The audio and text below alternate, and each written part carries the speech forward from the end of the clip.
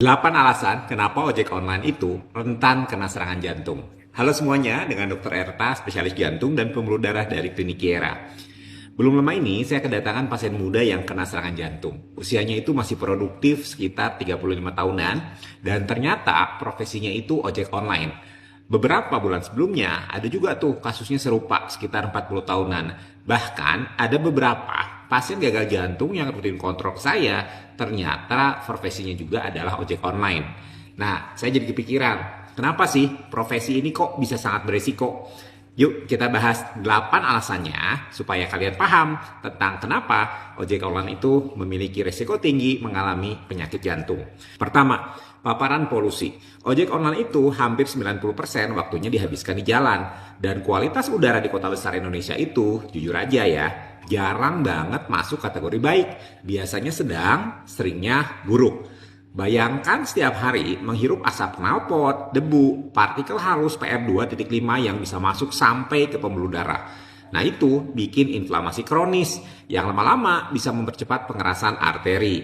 Kalau nggak percaya, coba aja cek kaca helm setelah seharian kerja.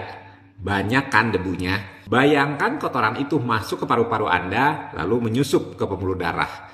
Yang kedua, jam kerja yang unik. Saya sebut unik karena seringkali jam biologis manusia dilawan habis-habisan.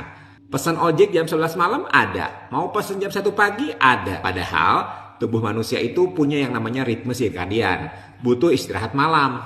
Begitu kebalik, hormon stres naik, tekanan darah ikut naik, metabolisme kacau. Kalau setiap hari begini, jantung itu lama-lama seperti motor yang dipaksa jalan 24 jam tanpa servis. Cepet rusak kan? Yang ketiga, stres pekerjaan. Bayangkan, harus ngejar order, kena cancel tiba-tiba, ratingnya drop, ditambah ada persaingan ketat. Satu sisi harus ramah ke penumpang, di sisi lain mikirin setoran harian. Nah itu semua bikin stres kronis, dan stres kronis itu sama dengan tubuh terus-menerus memproduksi adrenalin. Kalau adrenalin melulu, ya pembuluh darah jadi gampang rusak. Jadi jangan heran kalau ojek online itu sering datang dengan keluhan jantung berdebar atau nyeri dada. Yang keempat, duduk terlalu lama. Mungkin ada yang mikir, loh dok, kan ojek itu gerak, nyetir motor. Nah justru itu, geraknya itu minim. Lebih banyak duduk di motor berjam-jam. Hasilnya, beri pekerja kantoran yang terlalu lama duduk di depan laptop. Aliran darah ke kaki berkurang, metabolisme melambat, resiko obesitas naik. Semua itu ujung-ujungnya bikin jantung kerja lebih keras. Yang kelima, pola makannya kurang sehat. Tentunya nggak semuanya, tapi mayoritas makan seadanya di jalan. Makan gorengan, mie instan, nasi padang 2 kali sehari tanpa sayur, minum teh manis ekstra gula. Nah itu semua bikin kadar gula, kolesterol, dan tekanan darah naik. Apalagi kalau makannya terburu-buru, jarang perhatiin gizi seimbang. Padahal tubuh itu butuh protein, vitamin, serat dari buah dan sayur. Dan kalau semua ini diabaikan, jantung dapat double combo. Bahan bakar berlebihan tapi kualitasnya jelek. Yang keenam, merokok. Nah ini yang paling sering saya temui. Banyak pasien ojek online yang bilang, biar nggak ngantuk dok, saya merokok. Atau nunggu order paling enak sambil ngudud. Masalahnya, rokok itu bikin pembuluh darah menyempit. Bikin plak cepat terbentuk dan mempercepat kerusakan jantung. Jadi kalau misalnya sudah ada faktor polusi, ada stres, pola makan yang buruk, ditambah rokok, ya udah seperti nambah bensin ke api. Yang ketujuh, kopi yang berlebihan. Saya nggak bilang kopi itu jelek ya.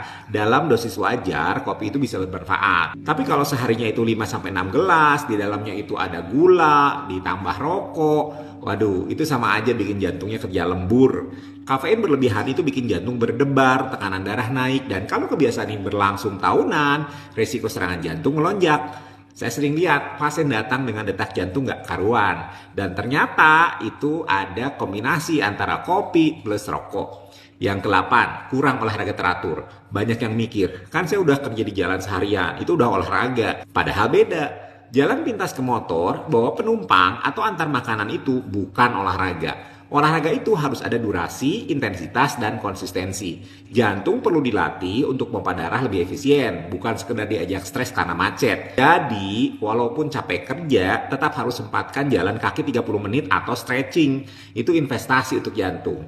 Saya tahu, profesi ojek online ini penuh perjuangan. Cari nafkah di jalanan, kadang siang terik, kadang hujan deras, semua itu ditanggung. Tapi justru karena itu, kesehatan harus lebih dijaga. Ingat, kalau jantungnya rusak, siapa yang mau cari rezeki untuk keluarga? Jadi mulai dari hal sederhana, pakai masker yang baik, atur jam istirahat, makan lebih sehat, kurangi rokok dan kopi, sempatkan olahraga. Karena ujung-ujungnya, hidup itu bukan soal cari rating bintang 5 di aplikasi, tapi juga bintang 5 di kesehatan. Kalau jantungnya sehat, kerjanya lancar, rezeki pun akan mengalir lebih tenang.